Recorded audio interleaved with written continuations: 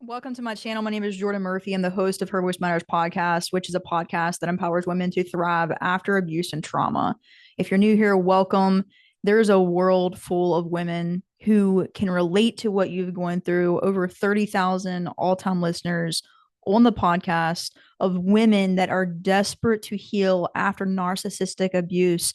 They have been in relationships to where they don't have the physical marks and scars all over their body, but they feel confused. They're questioning whether or not they're the narcissist. They're wondering why they feel stuck, why they feel like they're never enough, why they feel like they're too hard to love. And if that's you, if you can relate to that, this video is just for you.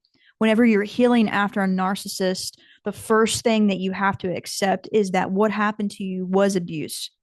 Even if you don't have the physical marks, scars, and bruises all over your body, you have to accept that what happened to you hurt you, regardless of whether it was verbal, mental, emotional abuse. You have to accept the fact that what you went through was abusive, even if it came from the person who you thought loved you the absolute most. I was sexually assaulted not once, but twice in a place that I called home from someone who freaking loved me. I was so used to a chaotic type of love. My brain thought that was love, but in reality, it was attachment. And oftentimes, whenever you're with a narcissist, it's not love, it's attachment because they love their control. And your brain gets addicted to the highs and lows, which then creates a trauma bond. And what I mean by that is a high and low, for example, let's say you have a really good day with that person, right? But the other 6 days is absolute total hell. That's what I mean by highs and lows. It's always up and down, it's not consistent. And it took me almost 30 years to realize that real love is consistent. It would never put you back into therapy because you were abused. It would never cause more chaos. In fact, it would cause more peace. And you wouldn't be living in survival mode because that person would make your soul feel the most alive. It would make your soul feel safe. And if you have been with a narcissist, you understand that your body can't relax. And whenever you're healing, looking back, you're probably like, oh my gosh, like that was a whole lot worse than what I thought. Once you get out of that relationship, you realize that one of my first experiences in therapy was whenever I told my therapist that something really small had hurt me. And she said, Jordan, it's not small if it hurt you. The way that you feel during that time is 110% valid. BetterHelp is the sponsor of this video. And if you've been struggling and putting this off and think that you would benefit from a therapy session, go to betterhelp.com/Jordan Murphy and get 10% off your first month of therapy. Now back to the episode. It was bad. It was very bad. But the first thing you have to accept is that what you went through was abuse. The second thing is to forgive yourself from the things that were never even your fault in the first place. I remember walking around feeling like I had divorce written across my forehead. I would walk into the gym, walk into the grocery store, and I felt like a total failure because I was the girl who grew up in church. I was the girl who was taught divorce isn't an option. So going through that, you can only imagine the shame I felt, the judgment I had. I had people messaging me from my church telling me how disappointed they were in me. Someone I love very dearly was like, Jordan, do you really want to have that label across your forehead for the rest of your life? And I believed that for several years until one day I was in the gym actually, and I was listening to a book called Damaged but Not Destroyed by Michael Todd. And he was talking about how you're not your abuse, you're not your addiction, you're not the things that have happened to you. And I started crying. I had to leave the gym. And I realized that day that, like, I wasn't a failure. I wasn't a failure. The things that happened to me wasn't my fault, but it is my responsibility to heal from it. And you have to forgive yourself for what has happened, even if it's not your fault, even if that person abused you, destroyed your life, whatever they did, you have to take accountability because the ball is in your court now. Your healing journey is in your court.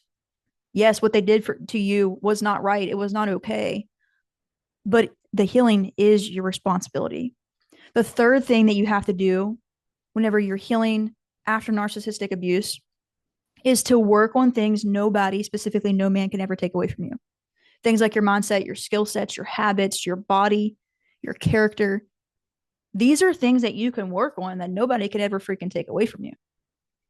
Read things that make your soul feel the most alive. Have people in your corner that make your soul feel the most alive and not dead inside. Listen to podcasts that actually help you, not make you more sad or just make you more negative. Go through your social media, delete anyone and anything that doesn't actually benefit you, and delete anyone that you don't aspire to be one day. Like, why are you following those people who drain you, those people who you're jealous of, the people that have the money, the home, the car, the family that you want, and you get pissed every single time you see their post and then it puts you in a bad mood? Why are you doing that? Don't do that. Pay attention to how people make you feel, how the things that you watch, the things that you listen to, how does it make you feel? Because at the end of the day, your energy is the most important thing. Everybody can walk out of your life, but at the end of the day, whenever you go to sleep at night, you go to sleep with you. That's why it's so important to work on you, to work on things that nobody could ever freaking take away from you. Work on becoming 1% better every single day, because the things that happen to you is a really big freaking deal. There's a reason why you feel confused. There's a reason why you're questioning whether or not you're the narcissist.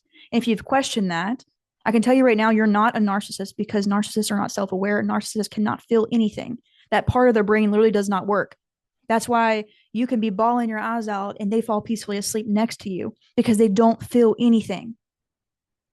And if you're like, why do I keep attracting this type of person?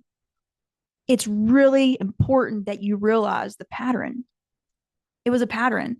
And the reason why it's a pattern is because it goes back to childhood trauma, to where if you were so used to a specific type of love, even if it wasn't consistent, maybe it was neglectful, maybe one day it was up, the next day it was down.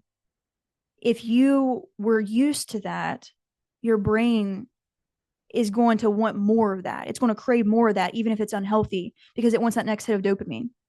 That's what makes it so hard whenever you're actually trying to heal from a narcissist, is because healing and leaving a narcissist, actually, specifically leaving a narcissist, is equivalent to coming off of a drug addiction, because your brain gets so addicted to that trauma bond, to the highs and lows, highs and lows. It gets addicted to the chaos and it wants the next hit of dopamine. That's why you want to text your ex. That's why you want to be held by the person who destroyed your life. That's why you miss them, because your brain is addicted to that type of chaos, even if it's unhealthy.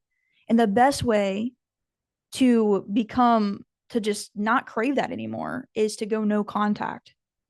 To go no contact, or really limit your contact if you have to stay in touch over financial things, or if you have kids together. Really just pay attention and set boundaries with that person. Now, last but not least, whenever you're healing after narcissistic abuse, get into therapy, support groups, other people who get you, who can understand you, who make your soul feel the most alive. Because the worst thing you can do is go and try and talk to somebody who doesn't get you. Like, the worst thing I can do is go and explain my situation or talk to somebody who is completely against divorce. They absolutely hate divorce. They think I'm a fraud. They think I'm stupid. I'm not going to go and talk to that person, because that person doesn't have the emotional capacity to understand me. They don't have the emotional capacity to get me. So the best thing that you can do, one of the best things that you can do on your healing journey, is to find someone who gets you, who supports you. And there's all kinds of support groups in your area. You can get on Facebook and just search different groups in your area.